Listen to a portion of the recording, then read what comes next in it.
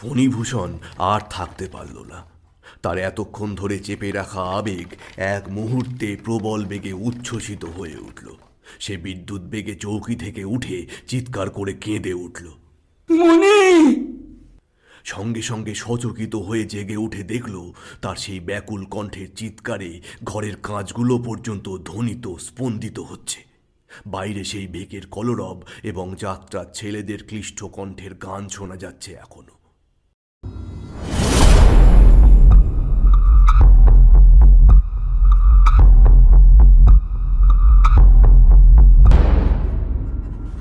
আজ আপনারা শুনবেন রবীন্দ্রনাথ ঠাকুরের মণিহারা।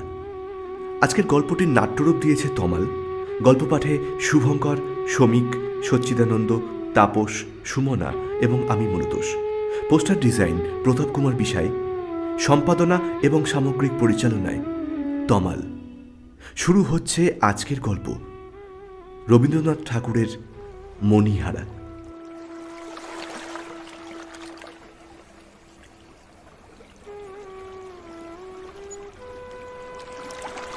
সেই জীর্ণপ্রায় বাঁধানো ঘাটের ধারে আমার বোট লাগানো ছিল।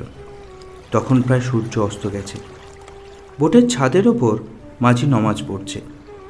পশ্চিমের লাল আকাশে তার নীরব উপাসনা যেন ধীরে ধীরে ছবির মতো ফুটে উঠছে। স্থির রেখাহীন নদীর জলের ওপর অসংখ্য বর্ণচ্ছটা ক্রমশ ফিকে থেকে গাঢ় হতে হতে একসময় মিলিয়ে যেতে লাগলো গভীর অন্ধকারে। এমন এক সময়ে জানলা ভাঙা, বারান্দা ঝুলে পড়া, জরাজীর্ণ বিশাল বাড়িটার সামনে ভগ্নপ্রায় ঘাটের ওপরে ঝিল্লিমুখর সন্ধেবেলায় একলা বসে আমার চোখের কোণ ভিজবো ভিজবো করছে। এমন সময় মাথা থেকে পা পর্যন্ত হঠাৎ চমকে উঠে শুনলাম, মহাশয়ের কোথা থেকে আসা হয়েছে? দেখলাম ভাগ্যলক্ষ্মী কৃপাবঞ্চিত শীর্ণকায় চেহারার এক ভদ্রলোক।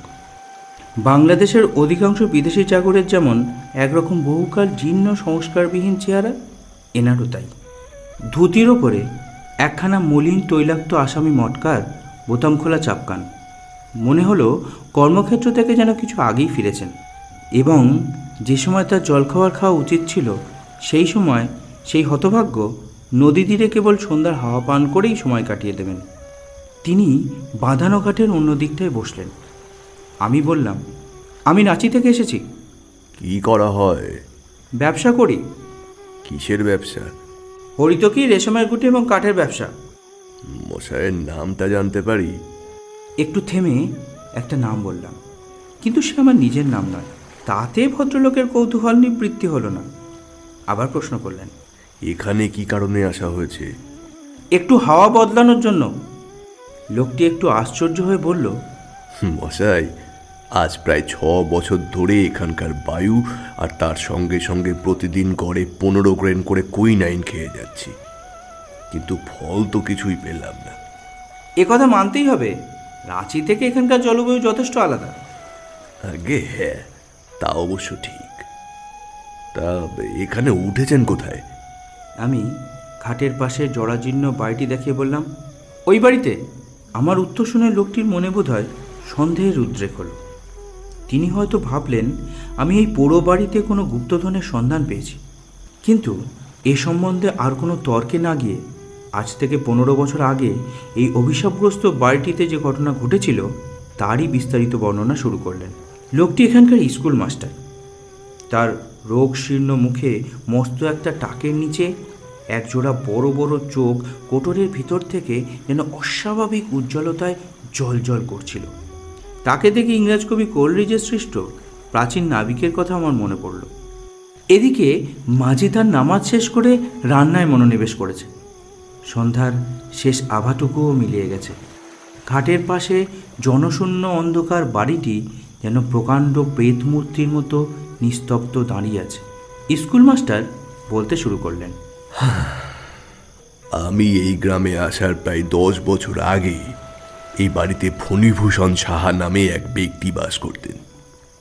তিনি তার অপুত্রক জ্যাঠামশাই দুর্গামোহন সাহার বিশাল বিষয় সম্পত্তি এবং ব্যবসার উত্তরাধিকারী হয়েছিলেন, কিন্তু তাঁকে এই কালে ধরেছিল। তিনি লেখাপড়া শিখেছিলেন, তিনি জুতোসহ সাহেবের আপিসে ঢুকে বিশুদ্ধ ইংরাজিতে কথা বলতেন, তাতে আবার দাড়ি রেখেছিলেন। সুতরাং সাহেব সওদাগরের নিকট তাঁর উন্নতির সম্ভাবনা বিন্দুমাত্র ছিল না। তাঁকে দেখা মাত্রই নব্যবঙ্গ বলে বেশ বোঝা যেত। তাঁর স্ত্রীটিও সুন্দরী ছিলেন, একে কলেজে পড়া, তাতে সুন্দরী স্ত্রী। সুতরাং সেকালে চালচলন আর রইল না। এমনকি ব্যামো হলেও অ্যাসিস্ট্যান্ট সার্জেন্টকে ডাকা হতো। অসন বসন ভূষণও সেই পরিমাণে বেড়ে উঠতে লাগলো। বলছি, আপনি আশা করি বিবাহিত? হ্যাঁ। তাহলে এ কথা আপনাকে বলাই যায় যে সাধারণত স্ত্রী জাতি কাঁচা আম, ঝাল লঙ্কা এবং কড়া স্বামী ভালোবাসে।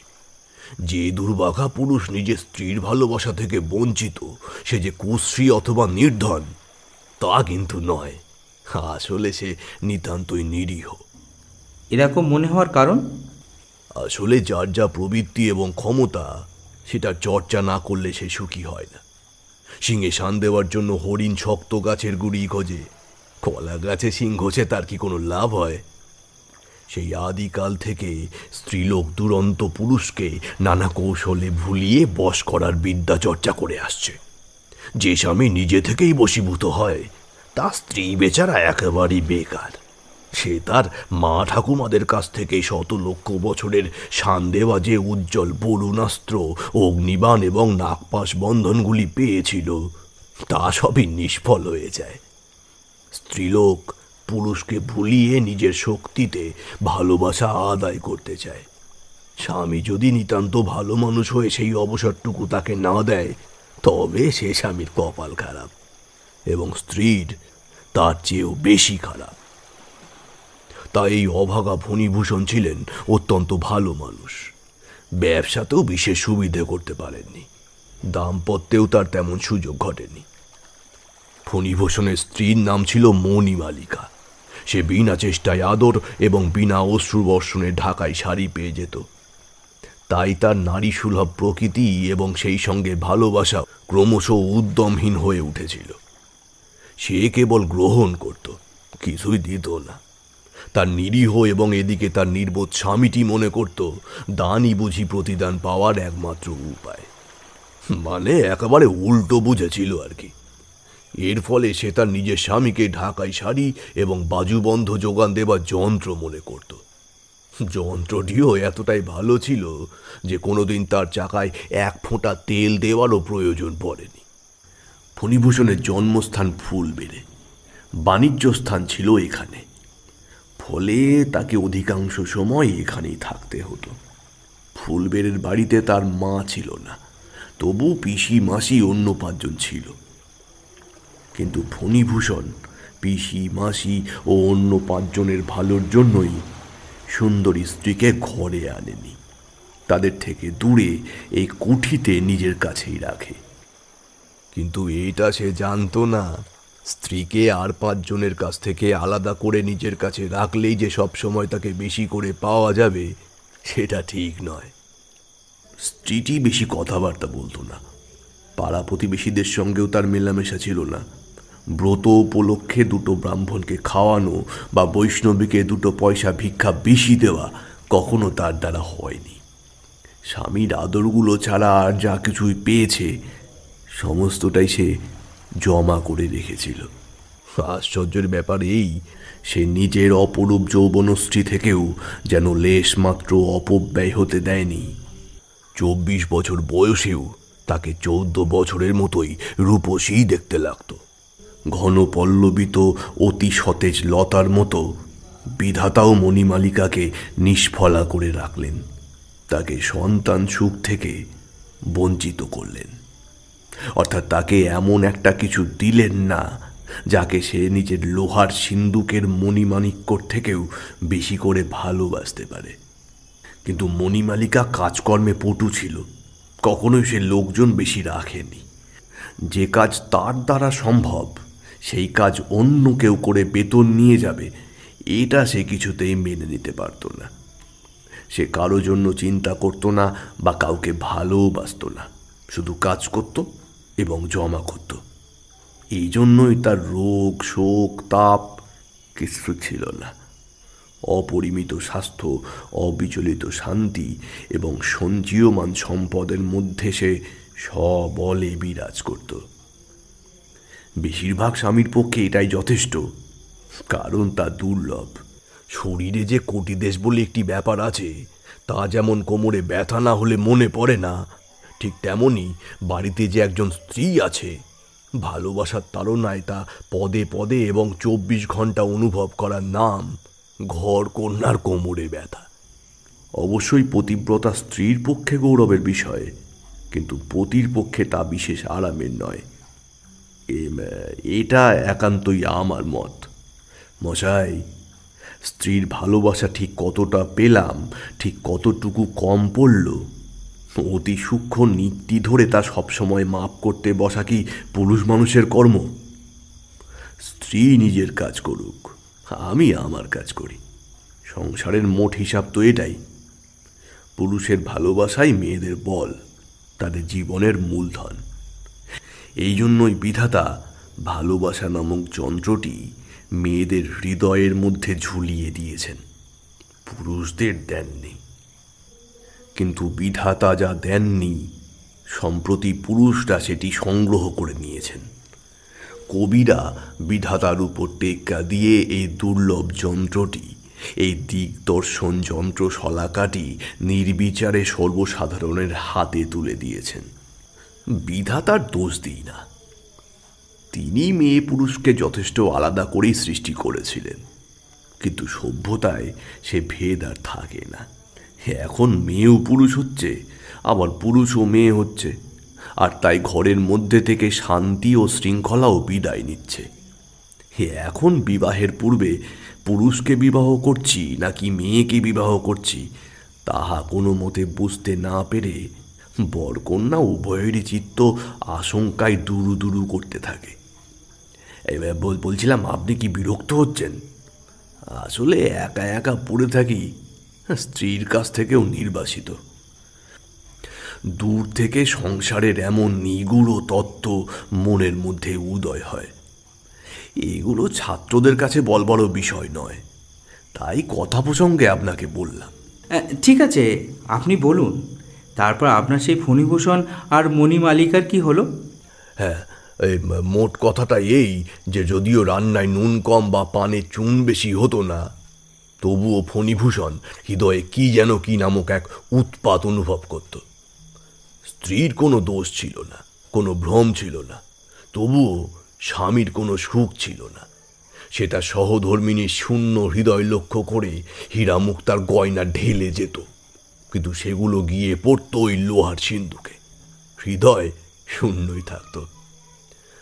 ব্যবসায়ী হতে গেলে যে নব্যবাবু হলে চলে না, এবং স্বামী হতে গেলে যে পুরুষ হবার একান্তই দরকার, এ কথা ফণিভূষণ বুঝতে চাইত না।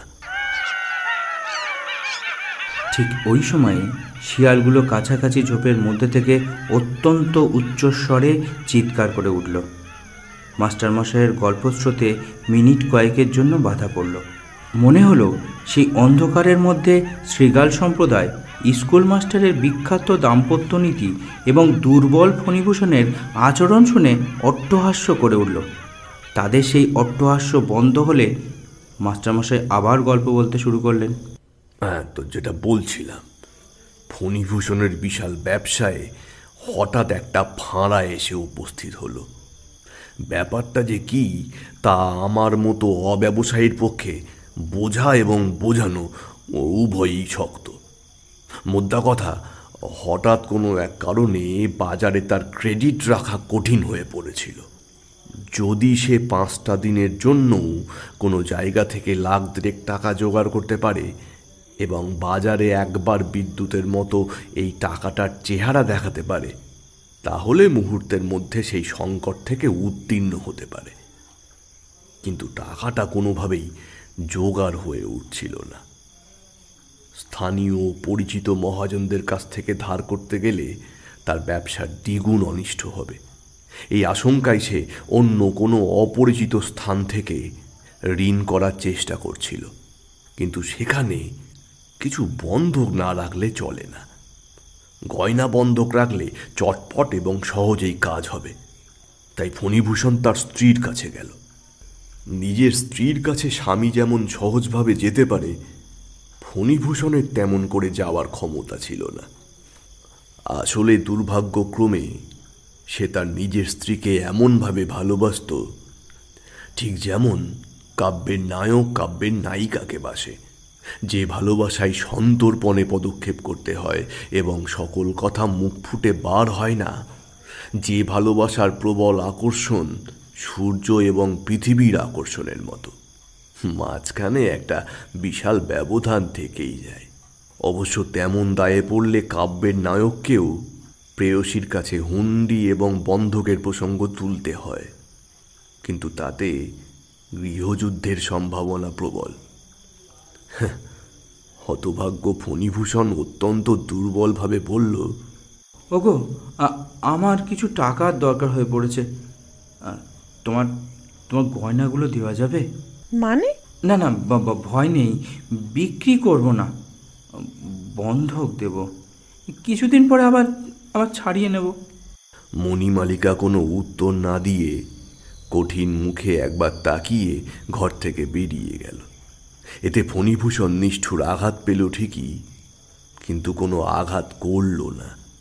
যেখানে জোর করে কেড়ে নেওয়া উচিত ছিল, সেখানে সে সকল ক্ষোভ নিজের অন্তরেই চেপে রেখে দিল। যাই হোক, ফণিভূষণ অন্য উপায়ে অর্থ সংগ্রহের জন্য কলিকাতার উদ্দেশ্যে রওনা দিল। সাধারণত সংসারে স্ত্রীকে স্বামী যতটা চেনে, স্বামীকে স্ত্রী তার চেয়ে অনেক বেশি চেনে, কিন্তু আমাদের ফণিভূষণকে তাঁর স্ত্রী ঠিক বুঝত না। কারণ সাধারণ পুরুষ মানুষের যে কটা বড় বড় কোটা আছে, যেমন কেউ বা বর্বর, কেউ বা নির্বোধ, আবার কেউ অন্ধ, এগুলির মধ্যে কোনোটাতেই এই ফণিভূষণকে ঠিক মতো বসানো যায় না। অতএব মণিমালিকা পরামর্শের জন্য তার মন টিকে রাখল। মণিমালিকার গ্রাম সম্পর্কে অথবা দূর সম্পর্কের এক ভাই মধুসূদন ফণিভূষণের কুঠিতে গোমস্তার অধীনে কাজ করত।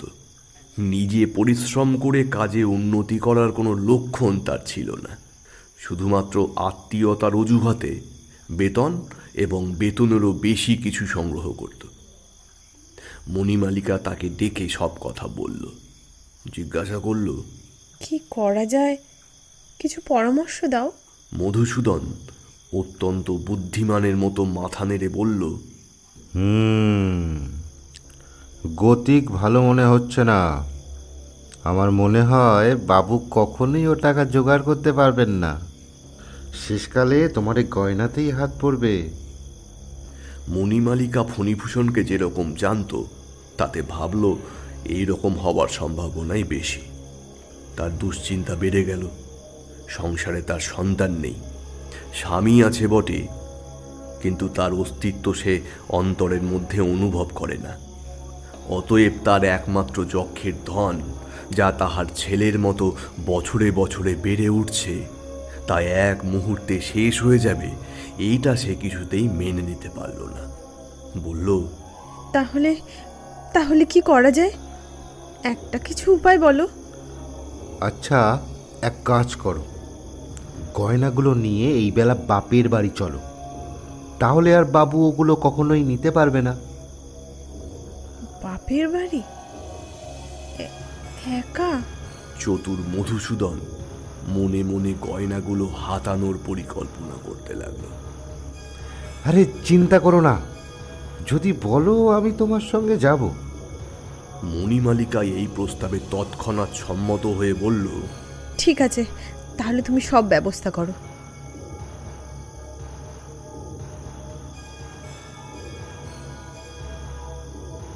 আষাঢ় শেষে সন্ধ্যাবেলায় এই ঘাটের ধারে একখানি নৌকা এসে লাগল।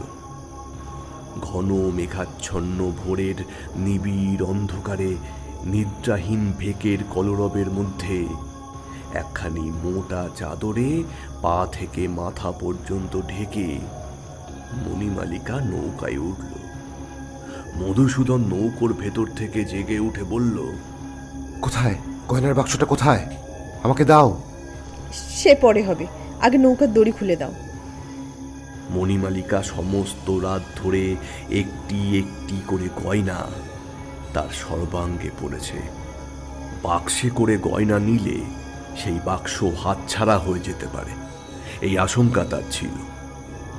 কিন্তু গায়ে পড়ে গেলে তাকে বধ না করে সে গয়না কেউ নিতে পারবে না। এদিকে মণিমালিকার সঙ্গে কোনো বাক্স না দেখে মধুসূদন কিছুই বুঝে উঠতে পারল না। মোটা চাদরের নিচে যে মণিমালিকার প্রাণের অধিক গয়নাগুলি ঢাকা ছিল তা সে অনুমান করতে পারেনি। মণিমালিকা ফণিভূষণকে বুঝত না বটে, কিন্তু মধুসূদনকে চিনতে তার বাকি ছিল না।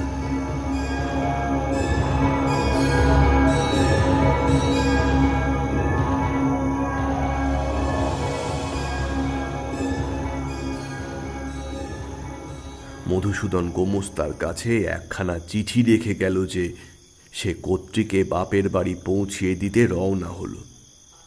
গোমস্তা ফণিভূষণের বাপের আমলের। সে অত্যন্ত বিরক্ত হয়ে ফণিভূষণের উদ্দেশ্যে একটা চিঠি লিখল, যার সারমর্ম এই যে স্ত্রীকে অযথা প্রশ্রয় দিয়ে সে মোটেই ঠিক কাজ করেনি। চিঠি পড়ে ফণিভূষণ মনে বিশাল একটা ধাক্কা খেল। মনে মনে বলে উঠল, আমি গুরুতর ক্ষতির সম্ভাবনা সত্ত্বেও তার অলংকার নেওয়ার ইচ্ছা ত্যাগ করে প্রাণপণ অন্য উপায়ে টাকা জোগাড় করার চেষ্টা করে যাচ্ছি, তবু আমাকেই সন্দেহ। আমাকে আজও চিনলে না মণি?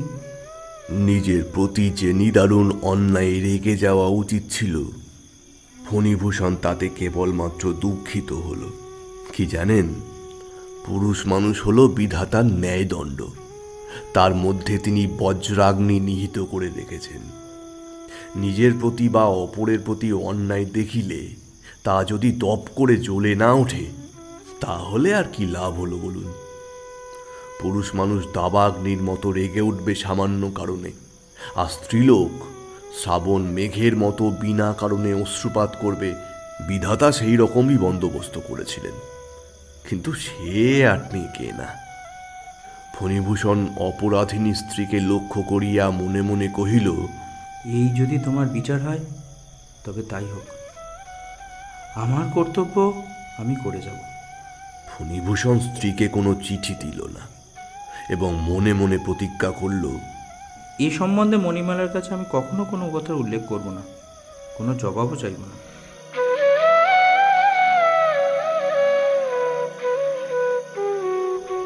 দিন দশেক পরে কোনো মতে টাকা জোগাড় করে ফণিভূষণ বাড়ি ফিরে এলো। সে ভেবেছিল বাপের বাড়িতে গয়নাপত্র রেখে এতদিনে নিশ্চয়ই মণিমালিকা ঘরে ফিরে এসেছে। সমস্ত কাজে কৃতকার্য হয়ে যখন সে স্ত্রীর সামনে দাঁড়াবে, তাকে দেখে তার স্ত্রী কেমন লজ্জিত হবে এবং অনাবশ্যক প্রয়াসের জন্য কেমন অনুতপ্ত হবে, তাই কল্পনা করতে করতে ফণিভূষণ ঘরের দরজার সামনে এসে দাঁড়ালো। কিন্তু দেখল দরজা বন্ধ। তালা ভেঙে ঘরে ঢুকে দেখল ঘর ফাঁকা।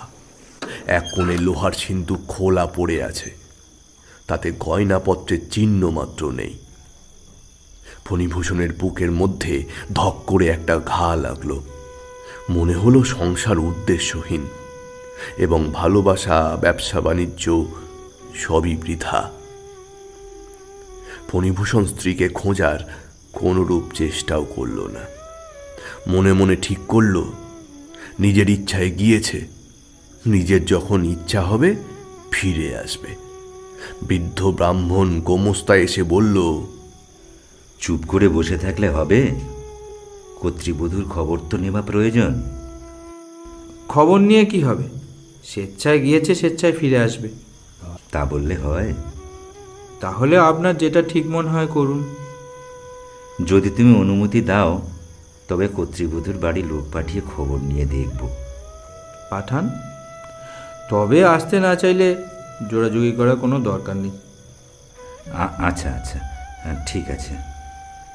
এই বলে গোমস্তা ফণিভূষণের কাছ থেকে বিদায় নিল এবং তড়িঘড়ি মণিমালিকার বাপের বাড়ির লোক পাঠিয়ে দিল খোঁজ নেবার জন্য। সেখান থেকে খবর এলো মণি বা মধু কেউই সেখানে যায়নি। তখন চারিদিকে খোঁজ শুরু হয়ে গেল। নদী তীরে তীরে প্রশ্ন করতে করতে লোক ছুটল। মধুর নামে পুলিশের নালিশ জানানো হলো। কিন্তু এত কিছুর পরেও কোন নৌকার মাঝিকে, কোন পথে তারা কোথায় গেল কিছুই জানা গেল না। অবশেষে সকলে সব আশা ছেড়ে দিল। একদিন ফণিভূষণ তার সেই পরিত্যক্ত ঘরে প্রবেশ করল। সেদিন জন্মাষ্টমী। সকাল থেকে অবিরাম বৃষ্টি পড়ছে। উৎসব উপলক্ষে গ্রামের প্রান্তরে একটা মেলা বসে।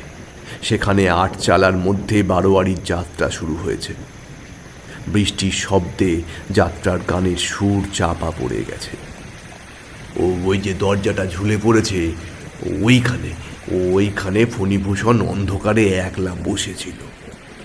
বাদলার হাওয়ার সাথে বৃষ্টির ছাট ঘরে ঢুকে যে সব কিছু ভিজিয়ে দিচ্ছে, সেদিকে ফণিভূষণের কোনো খেয়ালই ছিল না।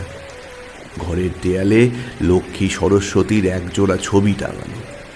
আলনার উপরে একটি গামছা, একটি তোয়ালে, একটি চুড়ি পেরে ও একটি ডুরে শাড়ি ঝোলানো রয়েছে। ঘরের এক কোণে পিতলের ডিবায় মণিমালিকার নিজের হাতে সাজা গুটি কতক পান শুকিয়ে পড়ে আছে। কাচের আলমারির মধ্যে তার ছোটবেলার চীনের পুতুল, এসেন্সের শিশি, রঙিন কাচের ডিক্যান্টার, শৌখিন তাস, সমুদ্রের বড় বড় কড়ি, এমনকি শূন্য সামানের বাক্সগুলি পর্যন্ত বেশ পরিপাটি করে সাজানো। যে ছোট শখের কেরোসিন ল্যাম্প প্রতিদিন নিজের হাতে জ্বালত, তা ঠিক সেই স্থানেই নিভে গিয়ে ম্লান হয়ে দাঁড়িয়ে আছে। এই ঘরে এই ল্যাম্পটি একমাত্র তার শেষ মুহূর্তের নিরুত্তর সাক্ষী। ফণিভূষণ আপন মনে কেঁদে ওঠে। ফিরে এসো মণি, ফিরে এসো তোমার ঘরে। তোমার অভাবে তোমার ঘর অন্ধকার আচ্ছন্ন। তোমার জিনিসগুলো তোমার জন্য সব অপেক্ষা করছে। এই সকল প্রাণহীন পদার্থের অব্যক্ত ক্রন্দন তোমার ঘরকে শ্মশান করে তুলেছে। ফিরে এসো, ফিরে এসো। তখন রাত গভীর হয়েছে, বৃষ্টির ধারাও কমে এসেছে। ফণিভূষণ তখনও জানলার কাছে যেমন বসেছিল তেমনি বসে আছে। সামনের গভীর অন্ধকার, নদীর জল এবং রাত্রির অন্ধকার যেন এক হয়ে মিশে গিয়েছে। তার মনে হচ্ছিল যেন জমালয়ের একটা অভ্রভেদী সিংহদ্বার যেন এখান থেকে কাঁদতে কাঁদতে ডাকলে চিরকালের লুপ্ত জিনিস একবার হলেও দেখা দিতে পারে।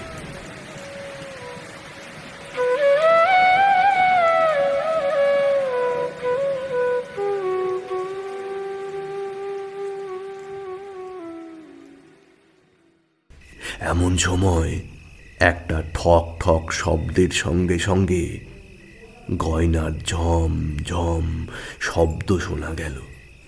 মনে হলো শব্দটা এই নদীর ঘাটের উপর থেকে উঠে আসছে। পুলকিত ফণিভূষণ অন্ধকার ভেদ করে দেখার চেষ্টা করল, কিন্তু কিছুই দেখা গেল না। তার মন ব্যথিত হয়ে উঠল।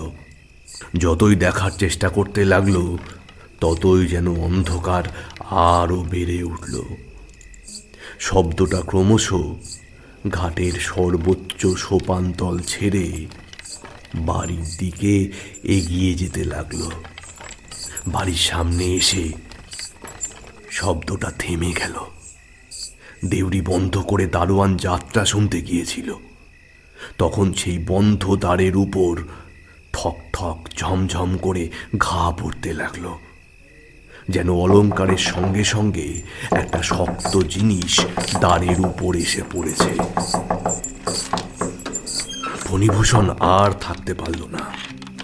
অন্ধকার ঘরগুলি পার হয়ে অন্ধকার সিঁড়ি দিয়ে নেমে বন্ধ দরজার কাছে এসে উপস্থিত হলো।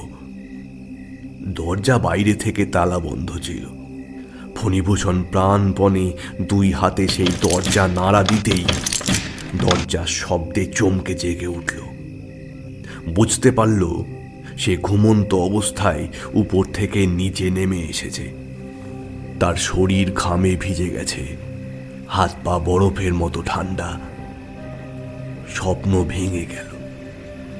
বাইরে থেকে আর কোনো শব্দ শুনতে পেল না, শুধুমাত্র বৃষ্টির শব্দ আর যাত্রা দলের ভোরের সুর একসঙ্গে মিশে কানে আসছিল। যদিও পুরোটাই স্বপ্ন, কিন্তু এত কাছাকাছি এবং সত্যের মতো মনে হলো যে ফণিভূষণের মনে হলো যেন অতি অল্পের জন্যই সে তার আশ্চর্য সফলতা থেকে বঞ্চিত হলো।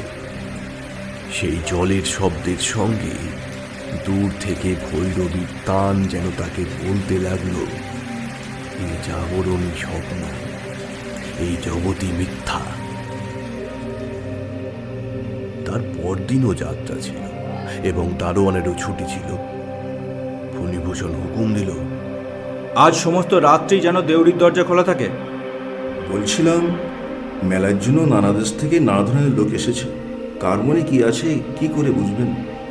দরজা খোলা রাখা কি ঠিক হবে? কোনো অসুবিধা হবে না, তুমি দরজা খোলাই রাখবে। তবে আমি সারা রাত এখানে পাহারা দেবো। না না, তার কোনো দরকার নেই। তুমি যাত্রা দেখতে যেও, আমি এদিকটা সামলে নেব। আপনি? দারোয়ান একটু আশ্চর্য হয়ে গেল বটে, কিন্তু মনিবের নির্দেশ অমান্য করতে পারল না। পরদিন সন্ধ্যাবেলায় দীপ নিভিয়ে ফণিভূষণ আবার সেই ঘরে এসে বসল। আকাশে বৃষ্টিহীন মেঘ এবং চারিদিকে এক অজানা নিস্তব্ধতা বিরাজ করছে। অনেক রাত্রে যখন ভেগ, ঝিল্লি আর যাত্রার দলের ছেলেরা চুপ করে গেল আর অন্ধকার ঘন থেকে ঘনতর হলো, তখনই বোঝা গেল এইবার সময় হয়েছে।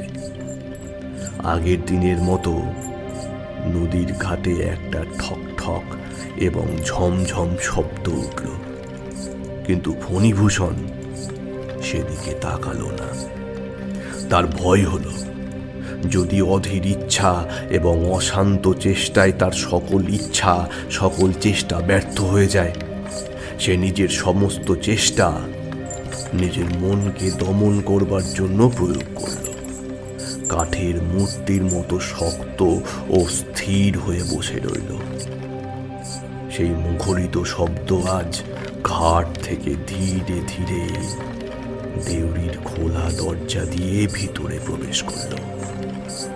শোনা গেল অন্দরমহলের গোল ছিঁড়ি দিয়ে ঘুরতে ঘুরতে শব্দ উপরে উঠে আসছে। ফণিভূষণ নিজেকে আর চেপে রাখতে পারে না। তার মন তুফানের ডিঙির মতো যেন আছাড় খেতে লাগলো। নিঃশ্বাস বন্ধ হওয়ার উপক্রম হলো।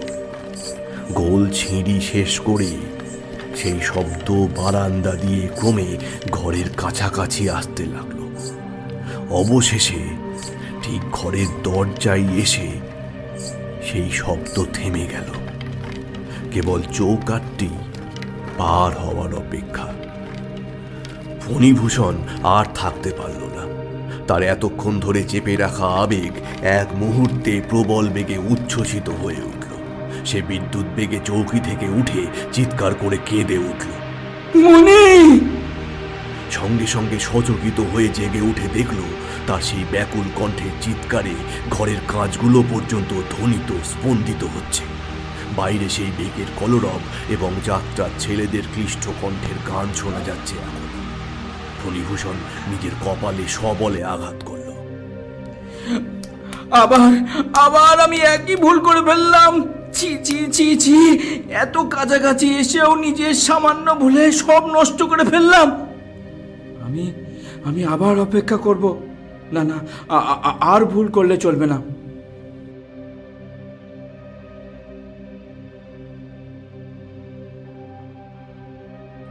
পরদিন মেলা ভেঙে গেল। দোকানি এবং যাত্রার দলও চলে গেল।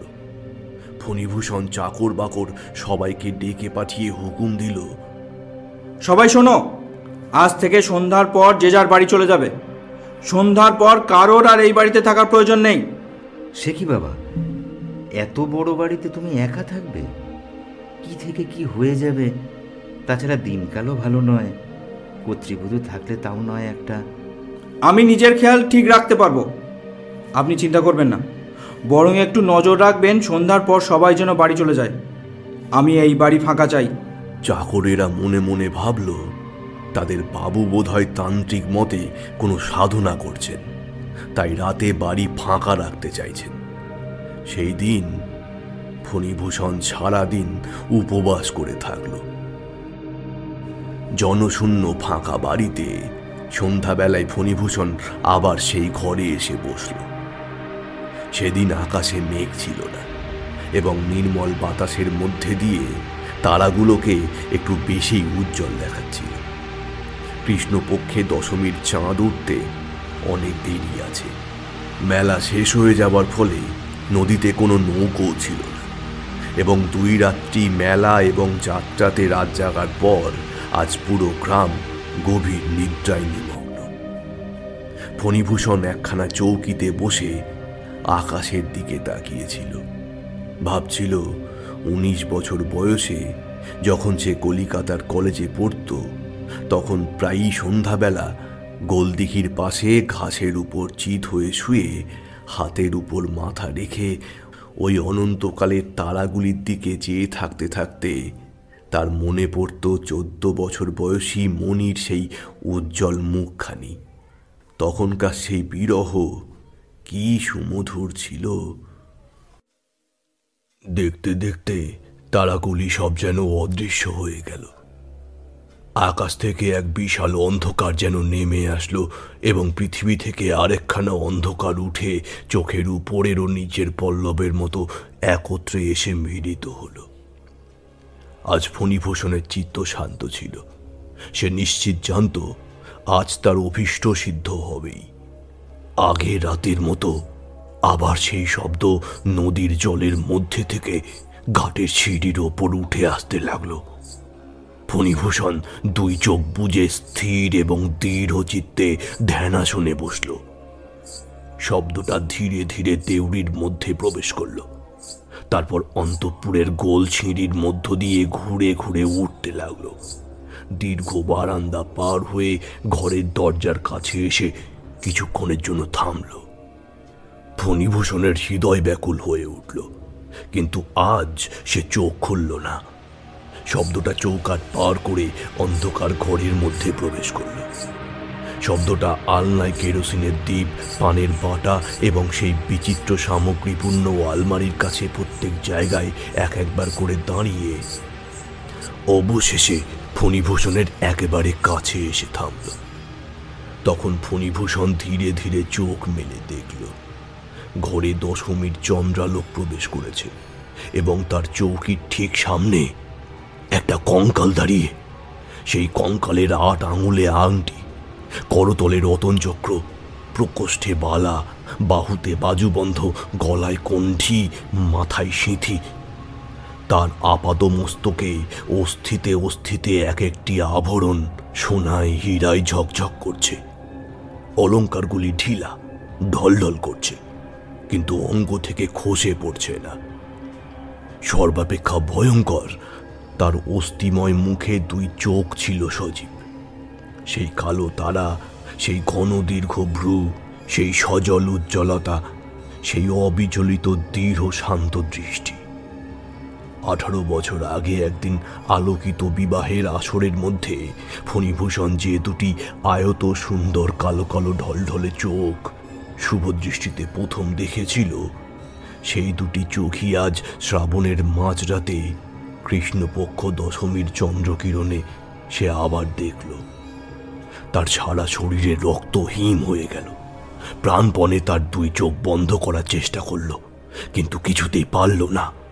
তার চোখ মৃত মানুষের চোখের মতো নির্নিমেষ তাকিয়ে রইল।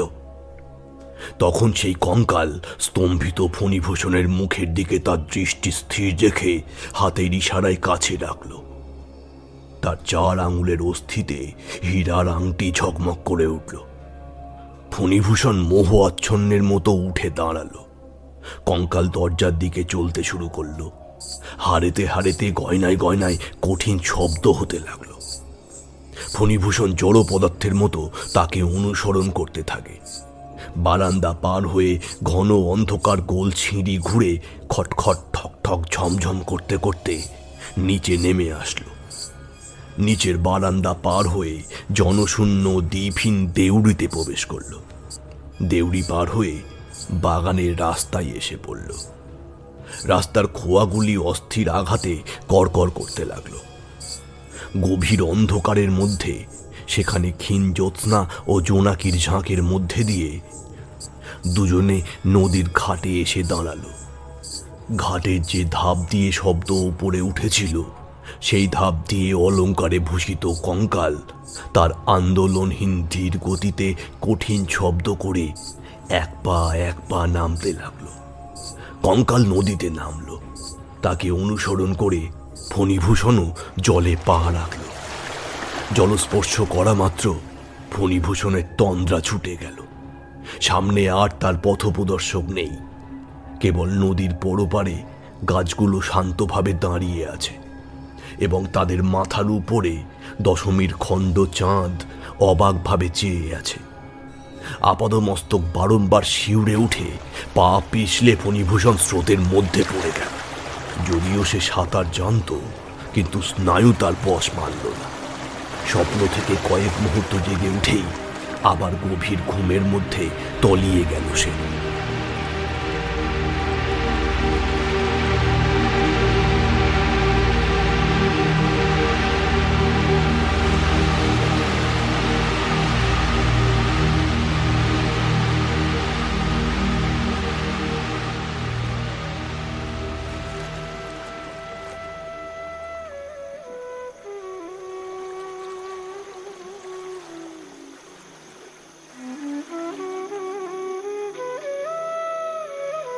গল্প শেষ করে স্কুল মাস্টার কিছুক্ষণ থামলেন।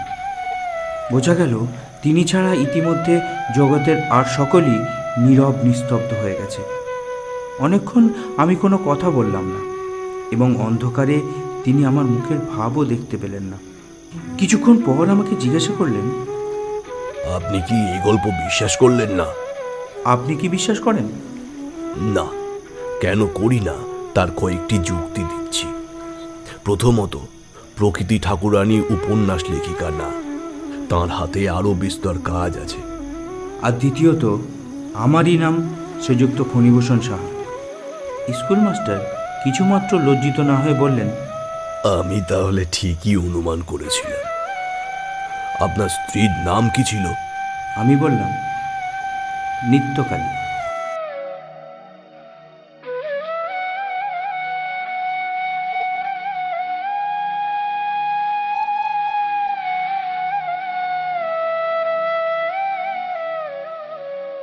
এতক্ষণ আপনারা শুনলেন রবীন্দ্রনাথ ঠাকুরের মণিহারা। আজকের গল্পটির নাট্যরূপ দিয়েছে তমাল। গল্প পাঠে শুভঙ্কর, শ্রমিক, সচ্চিদানন্দ, তাপস, সুমনা এবং আমি মনতোষ। পোস্টার ডিজাইন প্রতাপ কুমার বিষাই। গল্পটির সম্পাদনা এবং সামগ্রিক পরিচালনায় তমাল। যদি গল্পটি আপনাদের ভালো লেগে থাকে তাহলে অতি অবশ্যই লাইক করবেন, কমেন্ট করবেন এবং বন্ধুদের সঙ্গে শেয়ার করবেন। ও এখনও যদি সাবস্ক্রাইব না করে থাকেন তাহলে অবশ্যই সাবস্ক্রাইব করবেন আমাদের official YouTube channel down mystery land.